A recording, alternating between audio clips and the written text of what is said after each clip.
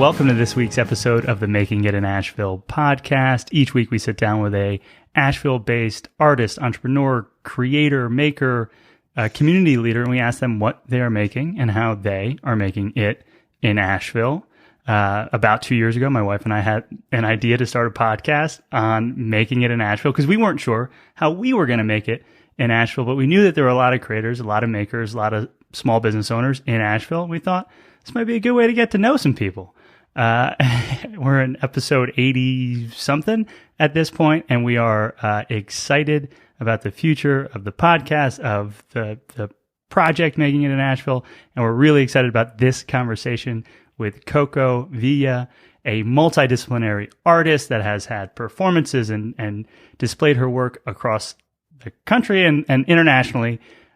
Coco, thank you for joining us today. And I call you affectionately a slash person because it seems like you do so many things. And so how do you describe your work, your craft, your art today? Awesome. Yeah, I love that you say slash person. I think that's a great descriptor. Oftentimes I think of my work existing for the camera, and then I do a lot of the work around that. So I consider myself to be a self-portraiture photographer and a clothing designer and a dancer and a creative director. And then there's like facets of that kind of are part of different projects sometimes, but not all of them. I love that. And the slash is, dancer slash photographer slash creative director. When I think first really saw you, it was right when we moved to Asheville. I want to say, did you have products in wear, or were you just connected to wear in some way, or am I just drawing a connection? Because I remember almost seeing you and wear at like the same moment, and that was the first weekend we were in town. I think we've been following you from the Making It in Asheville Instagram account since May of 2019. Wow. Yeah, I definitely had some products in wear. And right before the pandemic, I kind of transitioned from having just like the sustainable fashion line and being in production mode more than anything. Mm-hmm. And then around the pandemic, I shifted into kind of making everything, like going back to the art form as opposed to producing clothing. So that has slowed down, and it was definitely really incredible to have the support of Wear and other shops around the States. But I think it was definitely a really great transition for me to kind of go back to kind of where my background is more from, which is performance and movement for the camera. I love it. And so in terms of the arc on how these conversations typically flow, we spend a little bit of time on now, we go back into the past, and then we go talk about the future. And so now you mentioned this transition that maybe started at the beginning of the pandemic. What does now look like primarily for you? So it's self-portrait photography. It's a beautiful, it seems, hand-dyed and handmade garments. But what does today's work focus on? Yeah. So something that I haven't let go of since before the pandemic was releasing a show every fall, winter. And I used to do it every fall, winter, and summer, spring, but that kind of felt like too much. So now I just do something once a year. That's a lot. Yeah, it is. That's a whole lot. Yeah. And I think it's very time consuming, but also so fulfilling because a lot of my work is very isolating. But then towards the end of these projects, I bring a lot of people together to kind of realize that vision. So usually from the moment I finish a project, I kind of start the next one for the following year. And that looks like kind of designing new garments and deciding what color palette I want to work in, and then harvesting the plants to dye those garments, and then deciding what kind of movement do I feel like doing now, and are the garments going to be suited for that, and then kind of fleshing out ideas with friends, which is another, I think one of my favorite processes is going to a friend. Sal is someone that lives here, and I'm like, just meet me at the park. I have a new idea, and I want you to tell me if it's wonderful or terrible, and how we can work through that.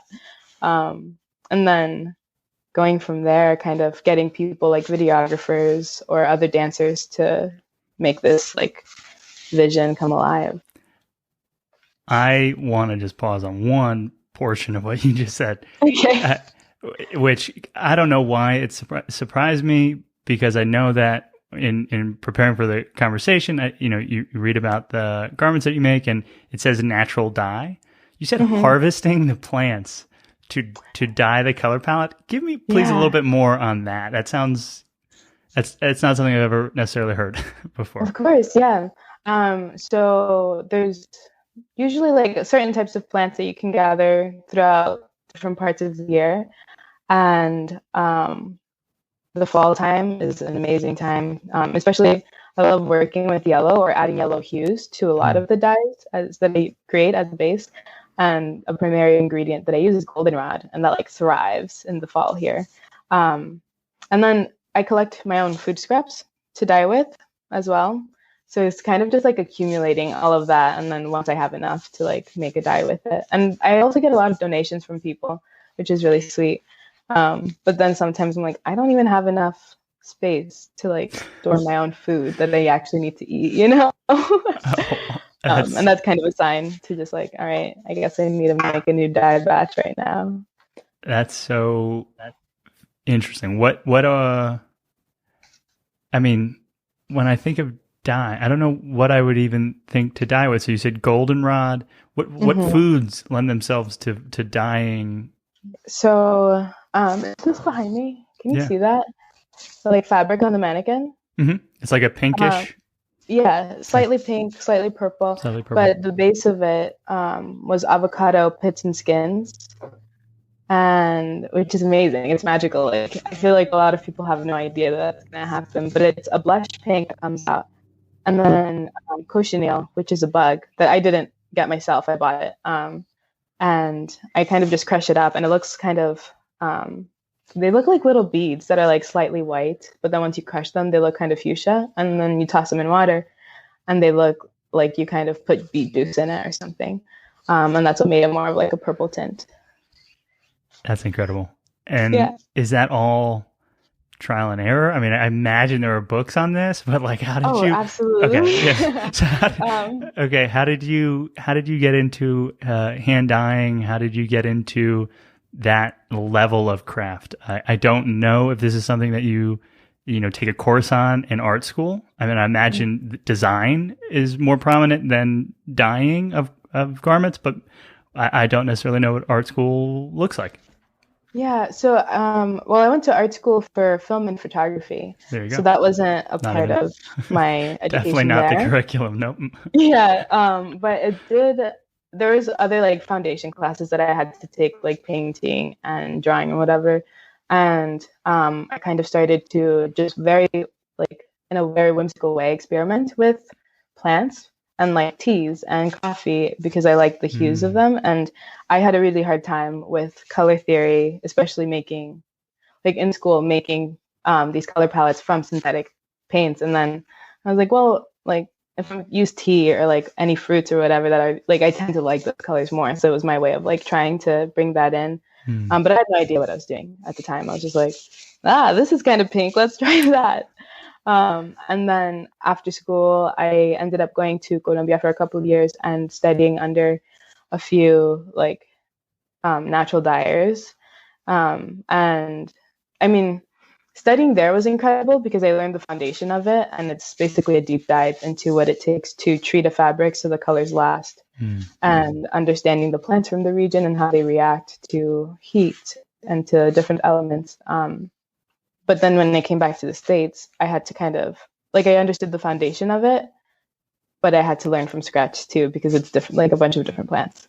And it seems as with all craft, it's one thing to have watched a YouTube video. It's another thing to have even taken a class or studied with someone. And it's a wholly other thing to spend a lot of time not doing it right. Yeah, then, completely. So that's fantastic. You mentioned the word, I want to say whimsical or whimsy. When I read about your projects, it seems like if not the word whimsical, there's something about like joy and happiness that tries to show up. Am I drawing at straws, or is there something like that you try to connect to all your projects? Absolutely. I mean, I definitely, I feel like my biggest mission in anything that I do is just like the pursuit of pleasure. And ultimately, I want us all to have a good time, whether it's just me in the studio alone sewing, just being kind of like a weirdo and doing whatever I do, or bringing people together into a project and having them be like goofy and dance, and obviously like still being able to get work done in a timely manner. Heard. But trying to like have this balance of it all, you know.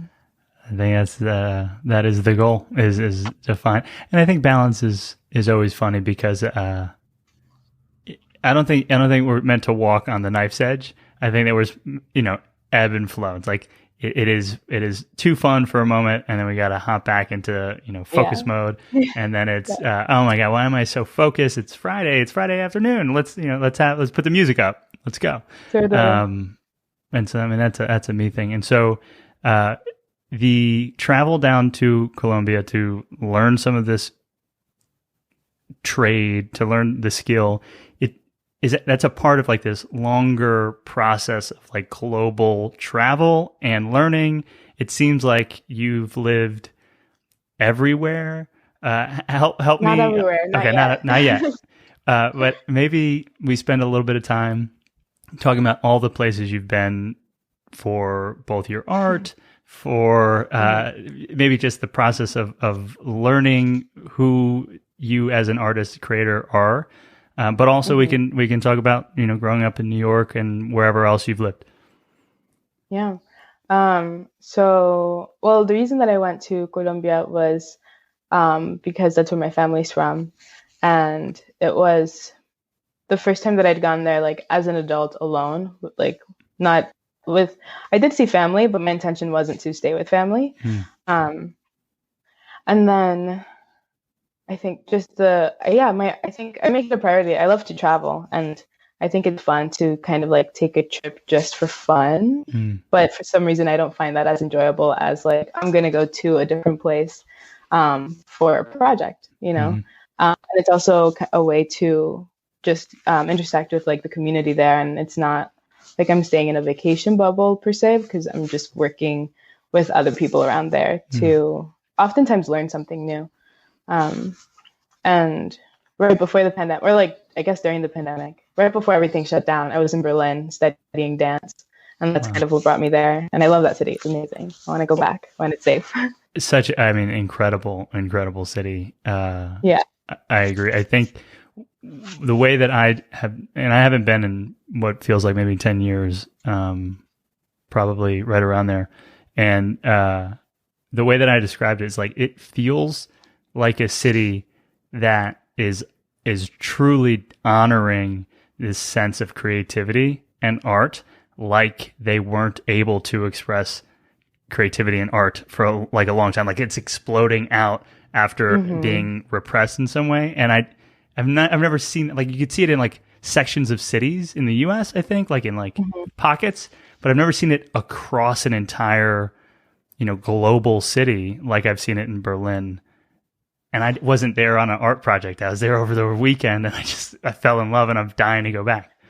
Yeah, that's amazing. I definitely agree with that perspective of it. And so many different types of art forms too. Oh my goodness, everywhere. Yeah.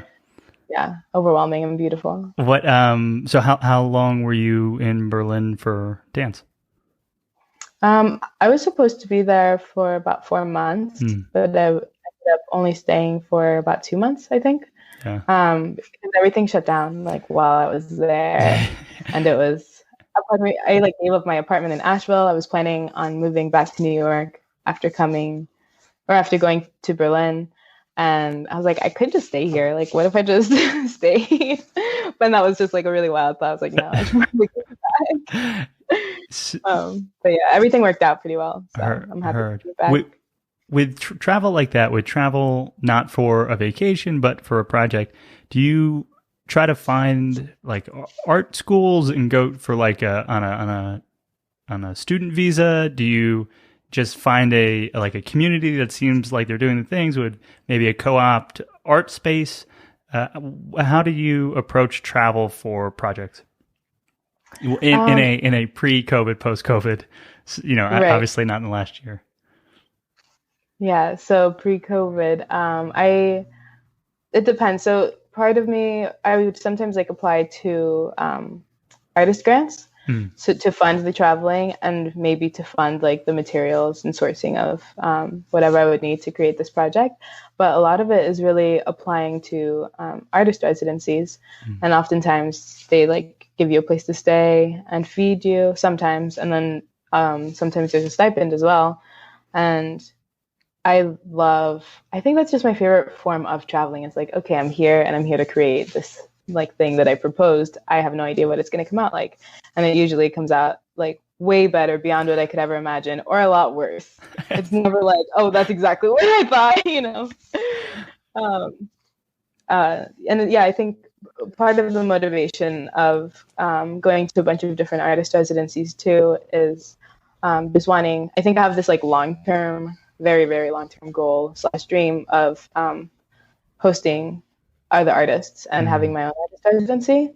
But I don't know what that looks like yet. I've been to some that are definitely more formal and like I have to kind of create a type of curriculum and offer classes or offer some kind of panel discussion or lecture. And then others where they're like, here's a space, here's some supplies, do what you need to do, see you later, you know? Yeah. So I think I'd like to find something in between because there's something really special about connecting with a community in a new space. Yeah. I think that's beautiful. I'm drawn to, I've had a small experience in studying abroad, studied in Florence, Italy, and I took like business classes and like it was so silly, but I could and language, but I was always, sort of like voyeuristically like watching the art students at the school that I went to who seemed to have such a deep relationship with both each other and the city in a way that like I didn't get taking international business theory course and just Italian 101.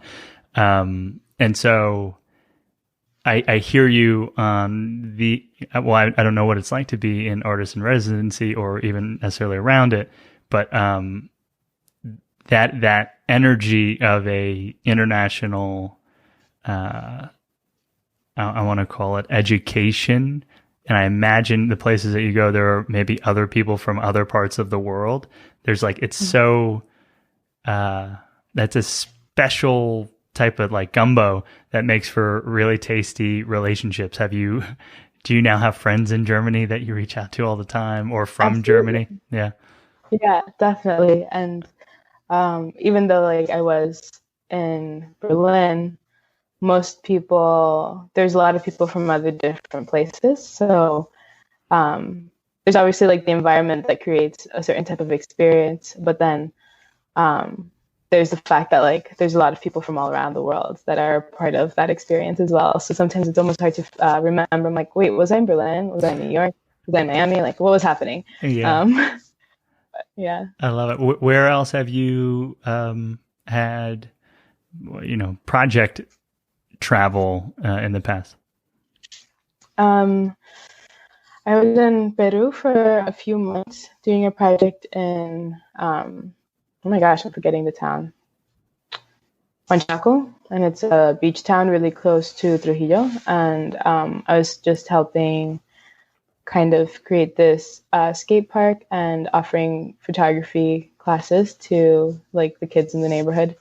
And that was really fun. It's a beautiful landscape and everybody there surfs and skates so well.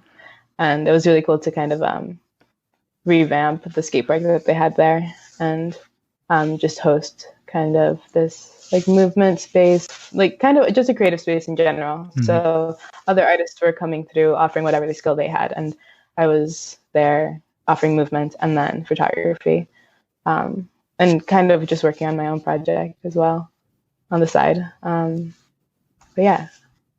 I love it. It sounds dreamy. It sounds very dreamy. Picture a skate park on a coastal town where art is valued. Sounds beautiful.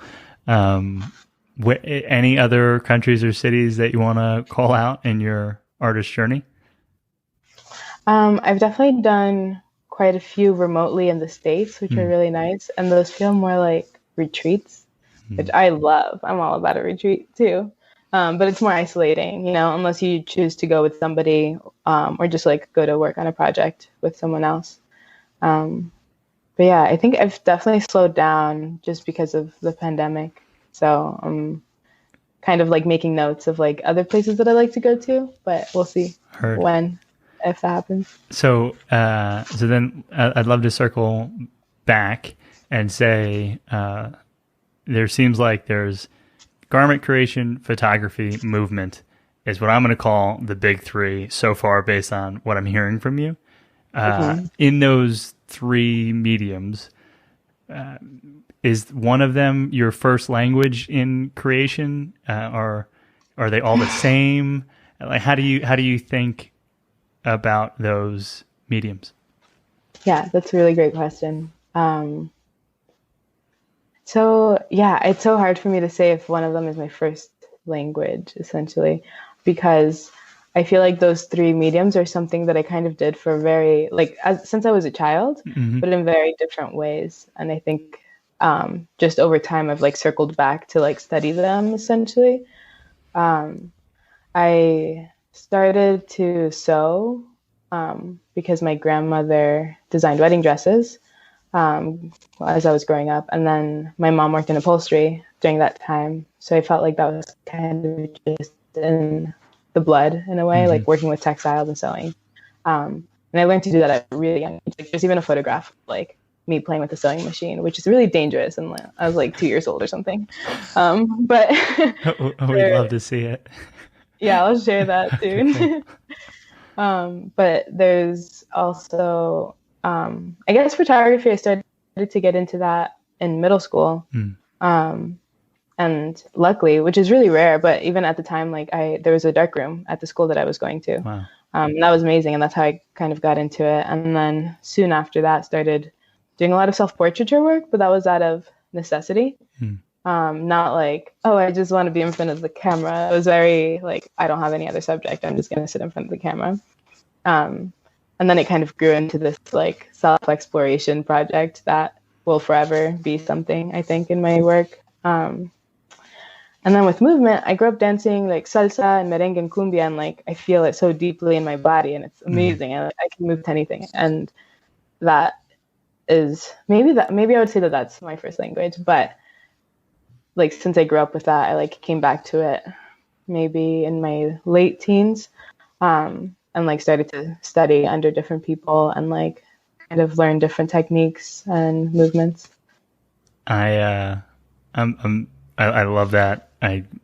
All of those being such, I'd say, early parts of you, that the middle school dark room, to have more than just, point and shoot and like a digital display of a thing, and going beyond that to create a finished image is like a very special thing. It sounds like Bill Gates having that first computer processor in his middle school by chance and working on it. And that's wild. And then I'm smiling hard because I want to like interject with a personal story of going to a underground, meaning under a restaurant in Brooklyn near the Nets Stadium, Barclays Center. Went to this underground salsa dance party with a friend in New York once, and I've never danced salsa. I've never taken a class, but I've also never been in a place where I wanted to learn to dance more than that. It was the most beautiful, exciting, nerve-wracking, also welcoming place that I'd ever been. Like, people were pulling me onto the dance floor and letting me step on their toes and stuff, and it was and then there were like certain people that you could see when you step back in Wallflower, that like the second he stopped dancing, someone came in and like grabbed him to dance with him because he was really good, and then the second she stopped dancing, it was the same thing. And I was like, oh my God, this is humans mating dances. Like, this is what it is to be a bird, and like a very visceral, visual experience that I'd never seen or lived in before, and couldn't understand until I was in that basement at the salsa dance party. Yeah, it's such a lovely environment, and I think you did such a beautiful job of describing it too. I think sometimes I get very caught up in the sensation of it, because it's truly like such a unique experience, I think. But I think, yeah, I feel like that's definitely one of my first languages, because I don't often feel the need to have a verbal exchange with people. But if they ask me to dance, I'm down for it 100%. Like, you don't even have to ask me, just like start dancing and I'll do it with you, you know? I love it. Yeah. I went with a buddy in New York, and he like outside, he like, led me or showed me how to lead, and it was terrible. I was terrible, but it was one of the most memorable nights in all of my New York memories. It's so cool. And I love that. I couldn't even order off a menu in terms of first language stuff. Like I'm not conversational in salsa. I don't want to mislead anybody. It was a one-time thing, but it made me, Sarah and I took a dance class to like get ready for our wedding. And I've taken like 3 dance classes in New York, and it's a very special thing. I don't know how what I'll say is, like, there are moments, I think that I chase these like moments where I leave my brain and like enter my body. And so I've grown this appreciation for riding motorcycles recently. I used to play sports all the time, and like there were just like moments in games, moments in life where like all of a sudden you're out of your head and you're just doing the thing.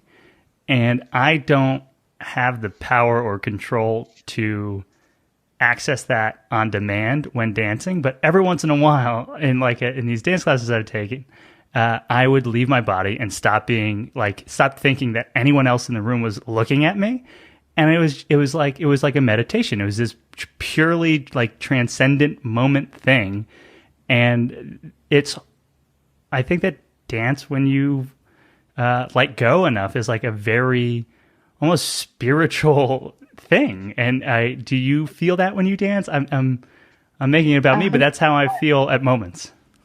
Yeah, no, I definitely think of it as that. Like, it's definitely a meditation. It's definitely something that I feel like helps me connect spiritually.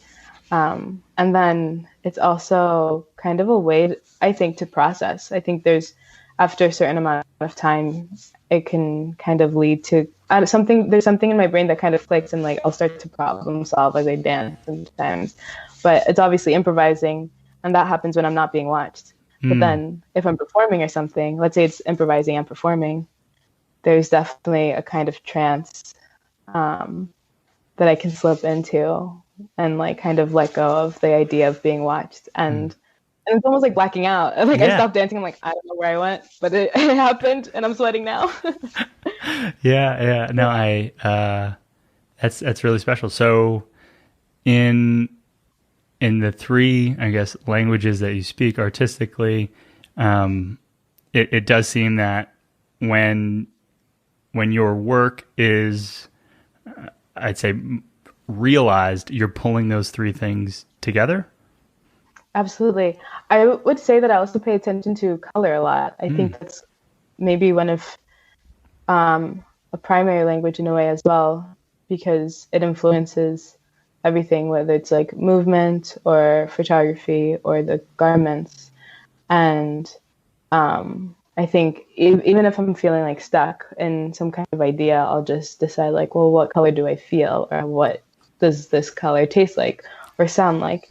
And that can just like help me kind of get out of my head and just be like, all right, this is what we're moving into, or noticing myself being attracted to a certain color palette and then trying to investigate like, oh, why are these 3 colors right now?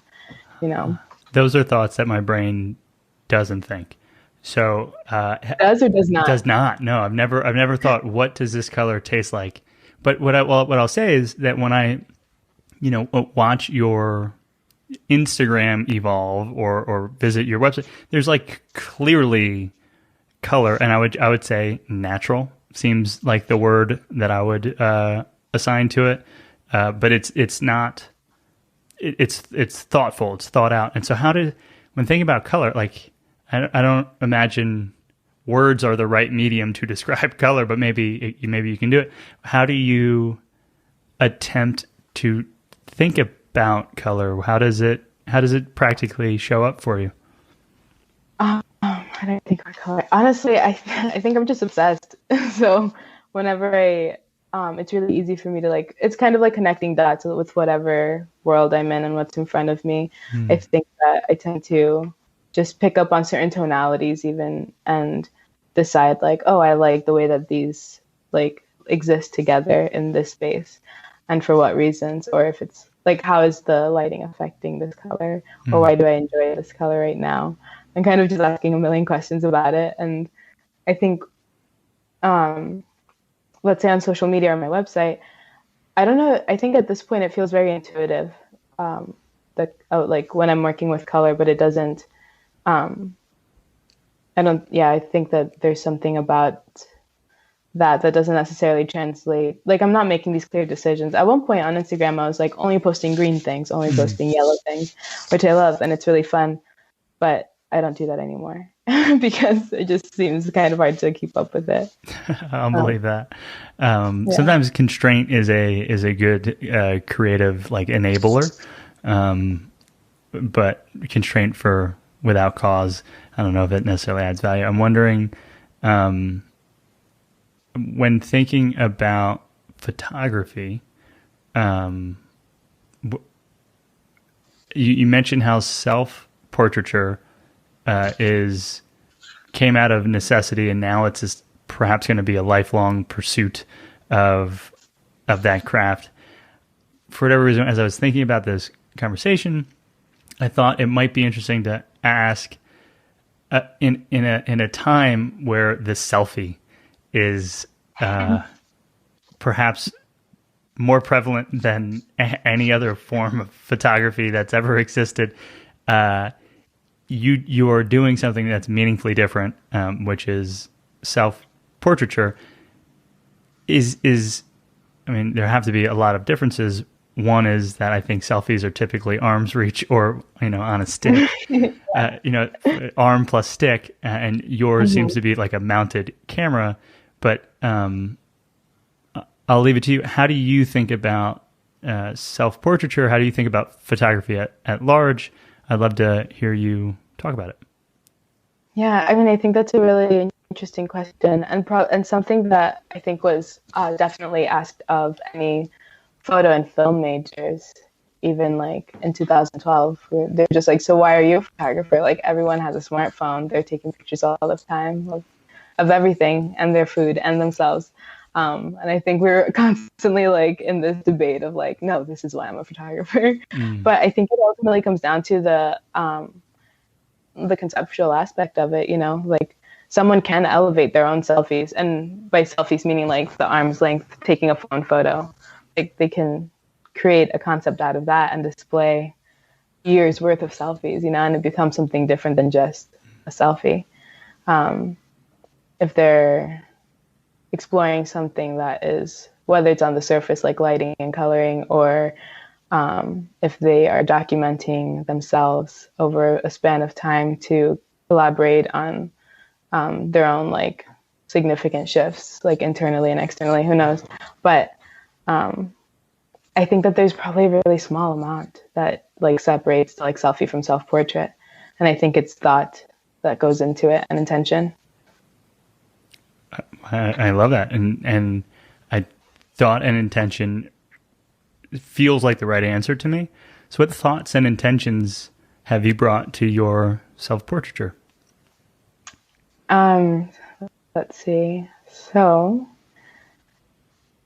I think oftentimes it kind of depends on how I approach it, but with the project that I was saying that I release every year, that's essentially like a self-portraiture project in this like larger scale and coming from different mediums. But I allow myself several months to just release whatever it is that I want to release. And what I mean by release is like sketches, photographs, dances, and then look at it and observe and analyze it. And it almost feels like like years worth of like therapy sessions with myself. You know? And I think oftentimes if we give ourselves space to create, there's definitely something there and a pattern to it. And it's just really seeing a pattern. And right now, I'm definitely working on kind of a continuation of this last project that I released, which was how to turn poison into a meal. And that was me kind of recreating these practices and rituals that were very much present in my family, mostly like the women in my family, that like they never acknowledged them as practices or rituals. But the act of kind of morphing something negative into something that could be nourishing, essentially. So I don't even know if I answered your question. I think you got close. To me it seems, or what I heard was you allow time and intention to kind of reveal itself by allowing whatever's in you to flow out. And that could be in a journal, and that could be in photography, it could be in movement, it could be in color choices. Absolutely. Sounds right. Good. That is so decidedly different than how my mind and body, I think, work. That I'm fascinated by it. And I think in my moments of when I'm at my best, there is some sort of like a journaling practice or a pressure release valve of some kind that's not necessarily being measured for quality so much as quantity. Like, did I do the thing that is meant to, free my mind and lower my stress? When you think about spending time in your crafts, do you set any kind of production goals, whether that's time spent working or delivery of X, Y, and Z? How do you try to approach creation? I know that the one thing I've heard so far is that you want to show fall, winter. Are there other mile markers in your months, weeks, years? Yeah. So I kind of have some things are a daily practice, like movement is a daily practice, and that's kind of just to keep my body awake and alive and warm. And then I definitely sew every week, and I take at least a photograph every week. I think about once a month I have like this concept of a shoot I want to do, and sometimes it's really small, sometimes it's larger, and I have people come in for that. It's not always my own project, it's a commission from somebody else, but I kind of see that as a practice of just like having those skills and making sure that I don't lose them slowly. Or there's times where I'll go like 3 months without sewing anything because I'm focusing on dyeing fabrics, for instance. And once I start sewing again, like my lines are kind of uneven and ugly. And then after like a couple days, I'm like, oh, this is fine. Like we're back at it, It's like riding a bike. So yeah, exactly. That is a great transition, because one of the things that's important to me, and whether or not it should be important, we can have a deeper conversation on. But like, I love trying to understand artists' economics, like the economics of art, and how you are and other artists are making money. And so how, making it in Asheville has something to do almost always with, making enough money to afford rent or a home or whatever. So you said commission pieces from you, or commission art, commission projects. What does it look like in terms of your art? Are you creating grant funded projects? Are you commissioning work? Are you selling your garments? How does the business of Casa De Coco work? Yeah, it's all of the above. Definitely, like applying for grants is a big part of it, and then A lot of times when I accept work from other people, it's kind of taking one of those skills that I have and like applying it to their larger vision. So oftentimes it is like dyeing fabrics, maybe like for a clothing line already or like a fashion brand. Or I don't really, I do like some repairs for people, but I typically don't like take on a big sewing project unless it's for like a performer and they want like a very specific like collection of garments or something, just because it is very time consuming. And then photography is a big one. So kind of either creative directing something and or photographing itself, usually with film. And I think a lot of the work that I have done for other people, it's usually film photographs, just because they tend to have a certain aesthetic that aligns with that. So that works out really lovely. And luckily, I worked with really incredible people and brands and companies that do give me a lot of freedom and liberty. So it's really lovely to kind of like take it into my own hands and also have like creative control most of the time. Love that. With I guess so. When I went to the website, I saw your garments. Am I right that almost everything is like a one-off, or it's not a traditional, like you're going to get size, for me, 32-30 and you're going to get duplicates of it? No. So so these are all almost made to order, or is it a line and there's one of each, and you announce it and people have to move quickly?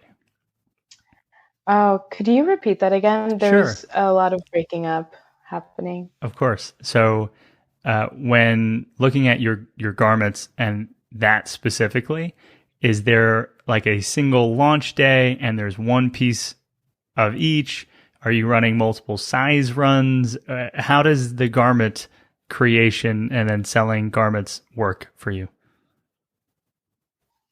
I'm going to answer that to the best of my ability. There's still a little bit that was No. breaking up.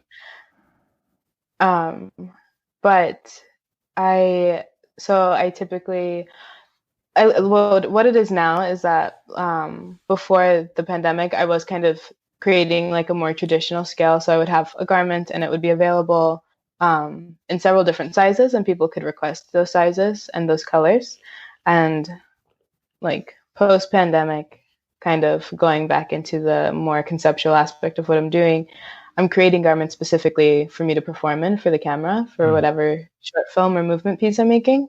And I might sell some of those garments, but I'm not like replicating any of them.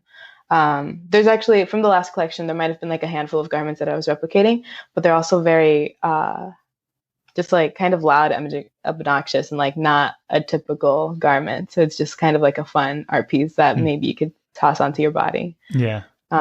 There sort of is a runway energy when I look at some of the pieces on your website. Yeah, exactly. They're not functional at all. They're just really fun to play dress up in. Yeah, it seems magical, and like and I mean only love, but like that there was like a crazy Kanye West fashion show thing where like it's like the jackets look like, I don't know what they look like, and the energy was big and people loved it, and it was viral. And whether or not anyone walks around in New York wearing those jackets or hoodies, I don't know. Yeah, but I would love to see that. Right, but it got eyeballs, and so there seemed to be something, like it seemed like you might have been walking that line in the garments that you've created, whether they're for dance, which I have some friends who have dance performances, and I can imagine them in a dance performance versus, let me run to Whole Foods real quick and put on this, the tank top that you have. I don't know how many people are going to do that. I definitely have brought some of these garments into like real life situations, and it wasn't like an elaborate photo shoot. I just like brought my phone and like had a friend dress up, and I think they were wearing either the tube top or the tube like poom poom pants. But we just went to the laundromat and just like danced around there. I'm like, yeah, well, this is the outfit that we're going to the laundromat in. Really everything else needs to get washed, and so I'm wearing my high fashion today. I think that's awesome. Exactly. Very, very cool, very special. With with creative direction, do you seek brands out? Do they reach out to you? How does that typically work for you? So sometimes there's definitely brands that reach out to me, and it kind of goes more in the direction of they see like self-portraits of myself wearing. It's often like something wearable, wearing another brand, and they notice, they're like, oh, this isn't like your designs. And that's something else that I do, is like I kind of just create self-portraits for other brands. And there's also the way that I definitely get a lot of other work is through modeling. And oftentimes when I model, they're like, oh, you design clothing. Oh, you photograph. I'm like, yeah, I do. And then that's how I get a lot of work. I got the slashes. I got it. So yeah, exactly. it's a kind of a, you call that, in some businesses call that a flywheel, or some sort of viral coefficient, where the more you take photos of yourself, the more people want you to be their model. The more you model things, the more people want you to creative direct. The more you creative direct, the more photos you get to take, and then it continues and it goes, and now you have performances in the audience. Love it. Does that sound right? Did you say that a flywheel? Flywheel. Amazing. Yeah, that's one of the ways people talk about it. And it makes sense. And so having creation also be where discovery happens, right? So that makes, to me, as I look at your story and all the ways that you show up as an artist and creator, it seems like it's always a good idea to press publish, or whatever version publish is, whether it's make the garment, say it's done, finish the video, put it out in the world. Do you struggle with performances, pushing send, publishing a post? Like, are there still jitters? Can you repeat that again? Do I struggle with performances? Yeah, well, or not, maybe not performances, but being a lifelong creator, do you still have any kind of anxiety about publishing an Instagram post, writing a caption, producing any art that you produce? Sharing any art that I produce? Mm-hmm. Is there nerves, anxiety? I guess it kind of depends on the context. Are you asking if my anxiety comes out based on like the idea of like, oh, this is going to exist on the internet forever? Sure. Yeah. Yeah, that's a good idea. Yeah. I think oftentimes when I share anything, I'm really excited about it. So I'm just like, yeah, let's share it. Let's put it out there. But I'm also really hard on myself. So I know a week later I'll be like, why did I put that out there? But I think it's a healthy process, to be able to critique your work and also move on from it. And I think that there's a process of just like letting everything come out, like purging the good and the bad and like the in between. So I don't know, it's the internet. There's so much information out there, I feel like. Absolutely. And that's part of the reason why I asked, because it's, we talked about how your world and it is perfectly designed so that creating a thing makes it more likely that someone will want you to participate in their thing and create a thing with them, or show up and support you as you create your next thing. And so publishing and sending art into the universe, into this already overcrowded, no one actually is going to care universe, is a worthwhile thing to do. And it seems like you are a superhero and very, very good at pushing it out. And so I was wondering if you still have second guess yourself, or a week later, to your point, say, what was I thinking? That's not that good. But it seems like you have a very healthy approach to it. Yeah, I think I'm definitely very like forgiving when it comes to those thoughts. Because even though I can kind of maybe have like a negative thought about it, of like, oh, like why did I put that? That was so silly of me, or that's so bad. But oftentimes, I don't know, I think it's really easy for me to move on from that, because if I'm able to have a thought like that, then to me, that means that I'm growing, and I'm like, oh, I needed to release that in order to get to this next point. And I'll just continue putting more work out there. And whoever comes across it and wants to work with me, that'd be amazing. And like, and it's also really interesting to see like, oh, what were you attracted to that I put out there? Like, was it this really weird, twisted movement piece, or was it this like natural dye, dreamy, sweet, serene piece, you know? Yeah, I hear that. And I wonder, in that kind of the ability to have either a short memory or realize that any second guessing is part of growth. So I one of the art forms that I'm kind of fascinated by is like flowers. I don't know. It's something that I'm like, you're creating this art and it's guaranteed to die. Like it's not gonna, there's no shelf life. Like they just die, and you make these bouquets. And so knowing that most of the art that I see you make could live forever digitally at the very least, and whether or not that like the garments last forever, photos of people in the garments could, it does, it's a very different energy, and it seems like you have to have a short memory to make bouquets, because clearly like no one's going to remember the bouquet. And so yeah, I mean, just the way that you exist on the internet and it all living there forever, but there's so much more creation happening every moment. I'm just fascinated by it, because Sarah and I, with making it in Asheville, I'm constantly nervous to press publish, and I want to like harness some of your energy and just go for it. Yeah, I mean, you should. And I think there's a big part. I mean, yeah, I think that having digital tools is a really great way to archive things, but also like we live in this like physical realm, you know, and hopefully there aren't like pop-ups in your physical realm reminding you of what you've put out there throughout history so far, you know. Maybe in the future, who knows? But yeah, I liked what you said about having a short memory, because I've talked about this with other creators, but recently a friend was asking me, like, oh, it's so cool that you did this dance piece. Like, do you remember what I'm talking about? I'm like, wait, what dance piece? And they're like, oh, well, you were this one other person, and it was a music video. I'm like, no, what are you talking about? And then they're like, oh, well, it seemed really intimate. And then I started guessing, and they're like, no, none of those. I was like, wow, I don't know what you're talking about. But having that moment and then realizing what they were talking about, I was like, wow, that wasn't that long ago. And somehow I was able to kind of forget that momentarily, even though I'm like very like proud of it and still excited about it, which means a lot, because that doesn't happen with a lot of the work that I put out there. But I think that's also the case for some other artists.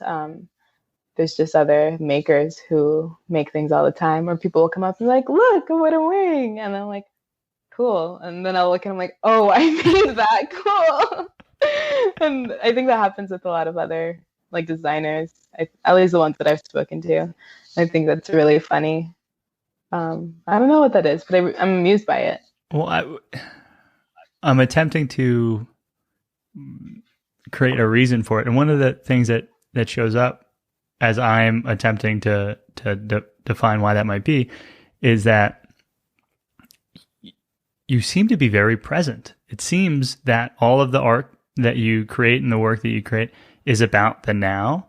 And so you can seemingly let go of the past, and it doesn't hurt that you're like a prolific creator. And so, at some point you need to make room, it seems. But like, if you're creating a thing so that you can always point back to that moment and say, look, I made this thing that happened at that moment, versus creating a thing so that it exists, and then working on the next thing that you create so that it exists, and then the next thing so that it exists, it would stand to reason that those two different pursuits would have different, like, recall of what they've created, and would not, the person who wants to point back in time and say, I did this thing, is probably not creating as much or growing as much, because they're still stuck on, the dance piece that they did in 2019.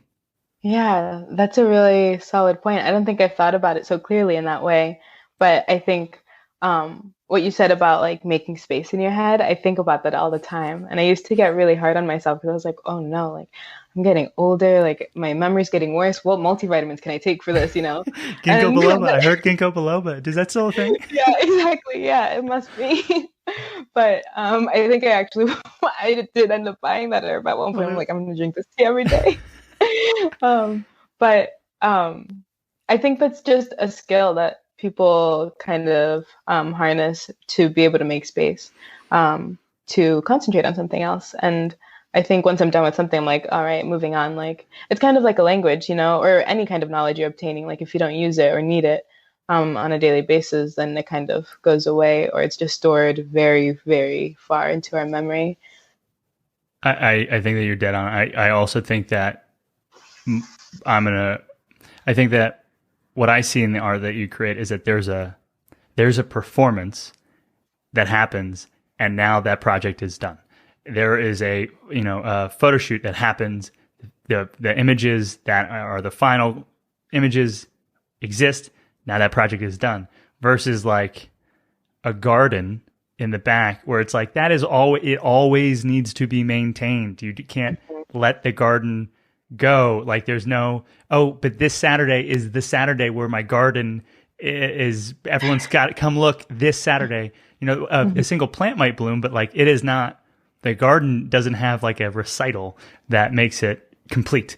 And perhaps that's part of it. Like, if you're one of the ways they say, like, if you're having trouble falling asleep, take the thoughts that you're thinking and write them down, get them out of your head. And then maybe if, it frees you up. Yeah. And so I'm thinking there might be something like that in your art as well, where it's like, no, but I finished it. And so I was allowed to release it from my brain.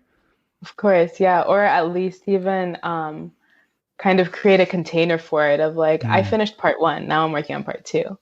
And that's what I'm finding with this project for this year. Or it's not even this year.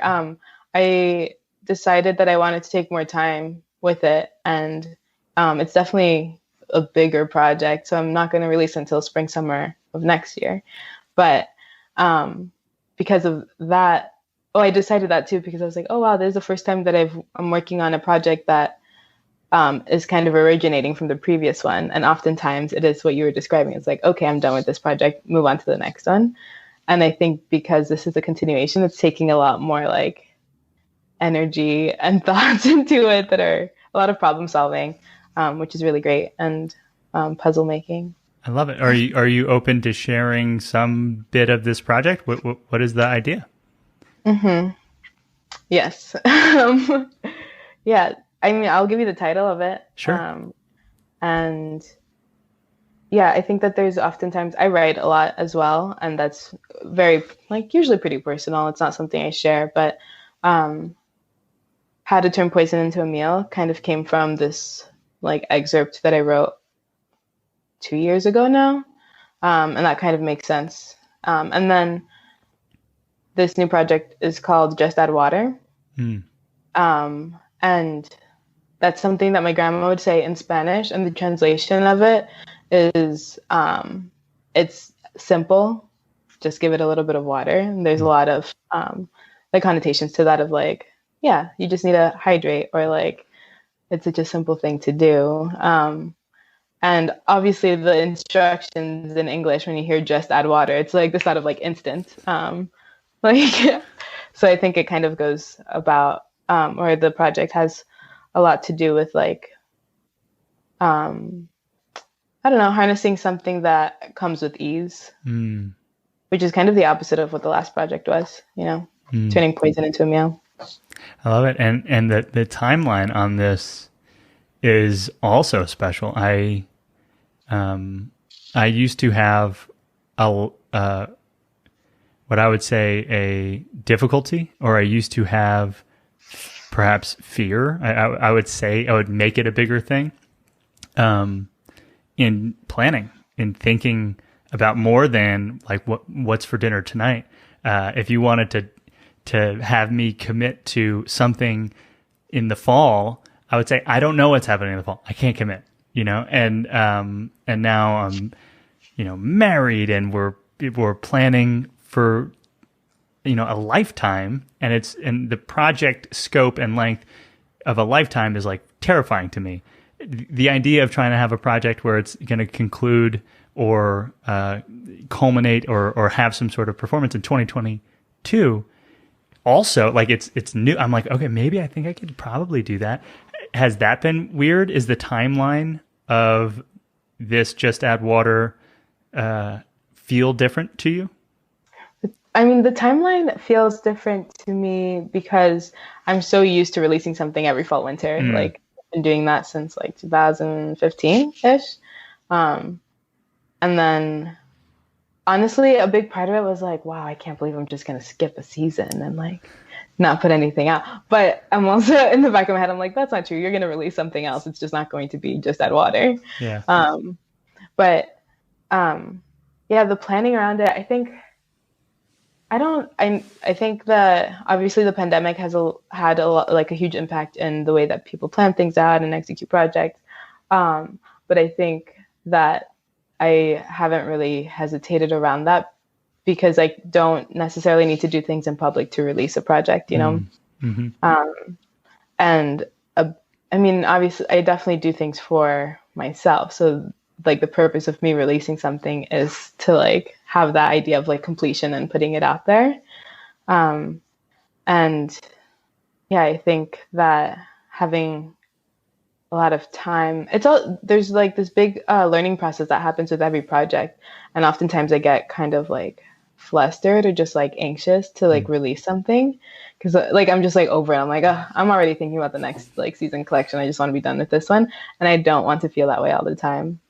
So I think that's a personal challenge of mine to kind of take a little more time to space things out and to not, and to like take more pleasure in like all of the steps instead of needing to execute them in such a manner just to get them out of the way. Because I don't want to necessarily carry myself in a way to get anything out of the way. Heard. I think that there is a level of mastery in what you've just discussed, is honoring each step in the process is something that completionists don't always do, and I think that there's something really powerful in allowing a process to take the time it needs to be the process.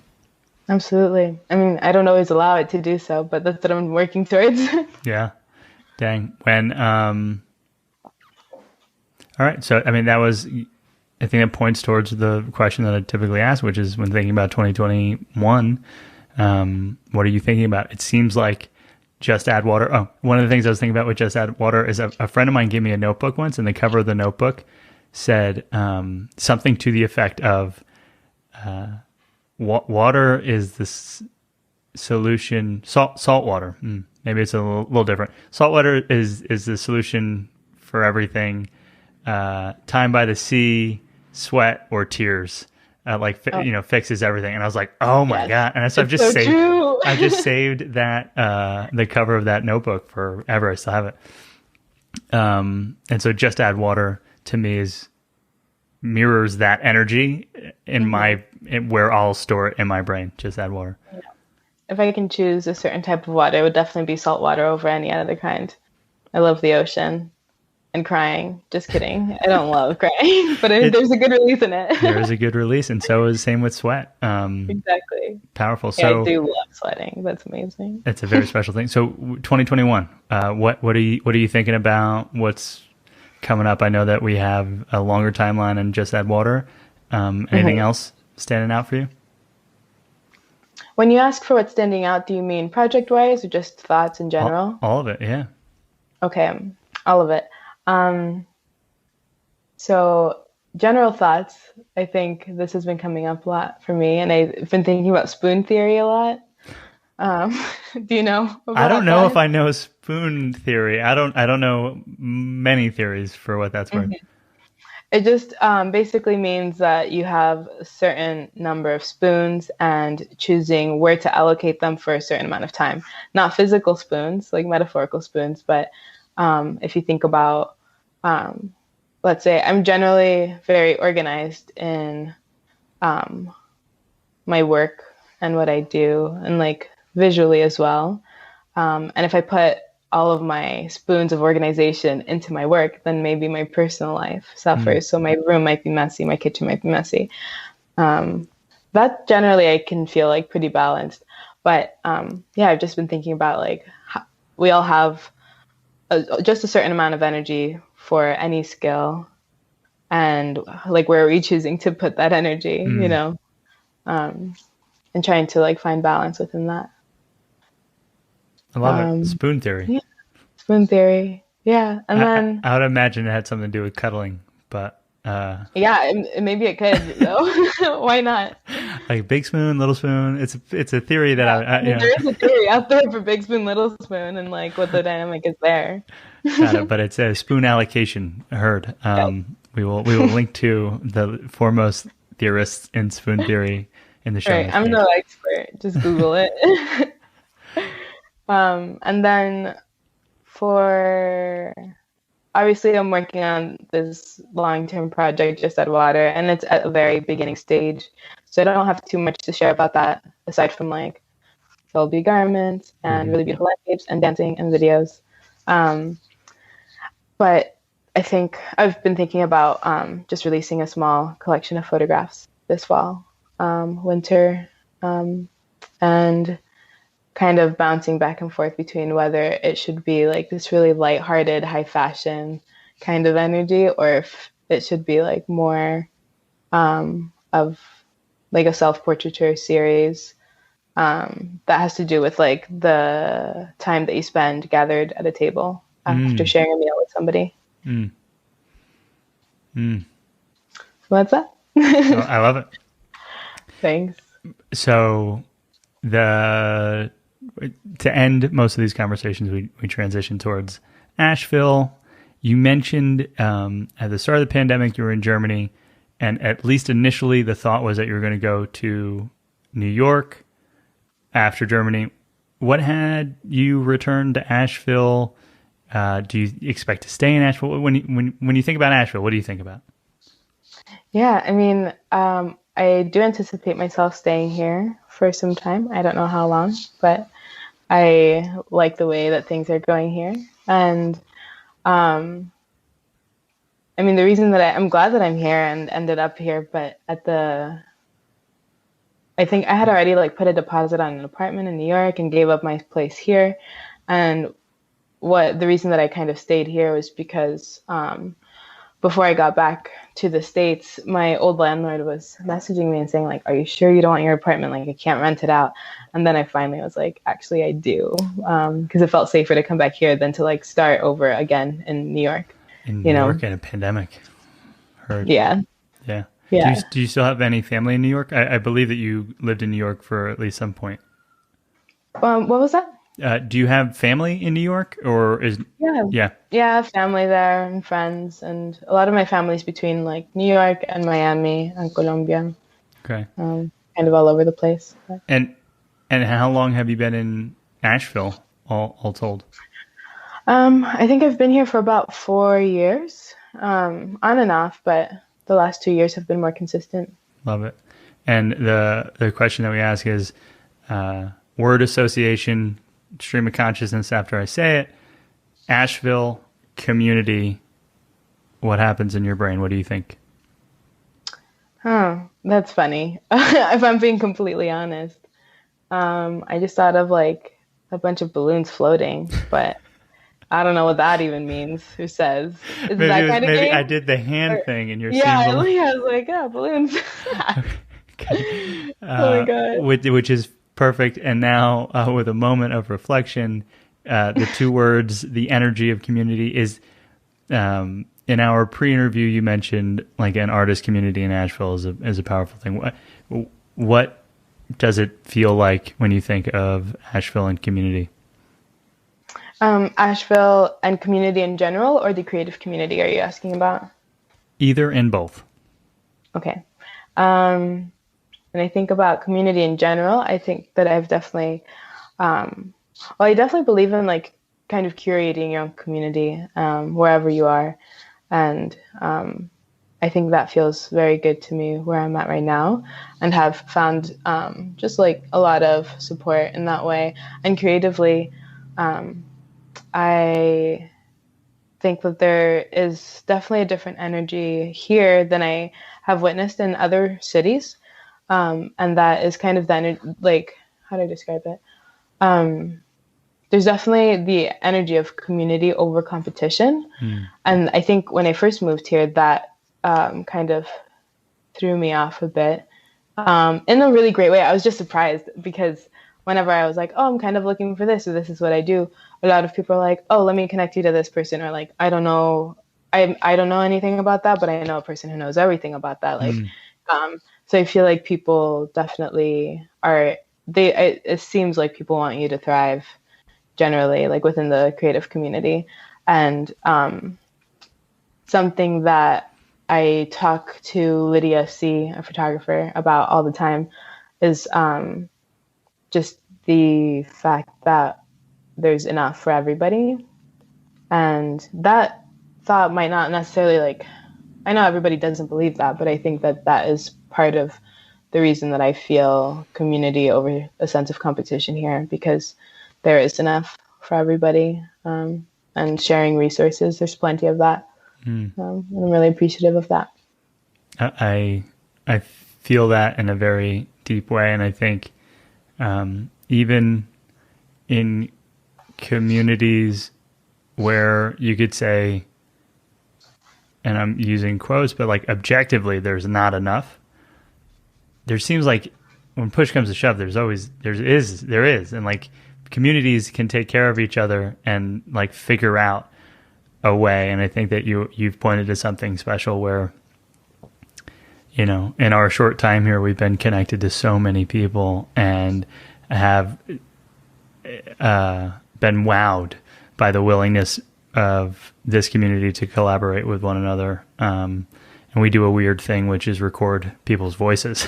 You know, like we're not your traditional woodworker or clay thrower or, you know, artist that you think of when you think of Asheville.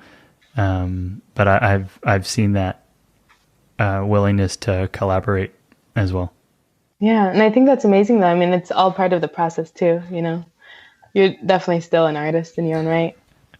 Oh, I appreciate that. We love to spend time with artists because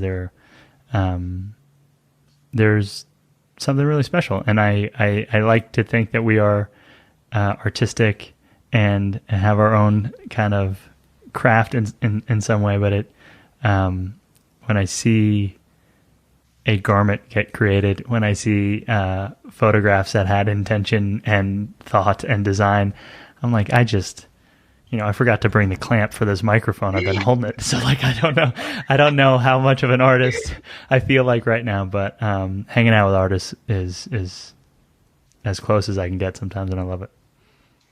Yeah, it's amazing. I think what you and Sarah are doing is really incredible and very much appreciated. Oh my goodness. That means a lot. So thank you. And I want to now reflect that back to you and say, we support you. We want to scream your art and creations from the rooftop. When we point people to your story, to your web presences, social, where might we send people? Yeah. So website is casadecoco.space. And then Instagram is _Casa De Coco _. Wonderful. And we will have links to all of that in the show notes page on our website. We will post about it on social. We'll have links everywhere you can find them. Thank you so much, Coco, for the time today. Thank you so much. I really appreciate it. Thanks for having me.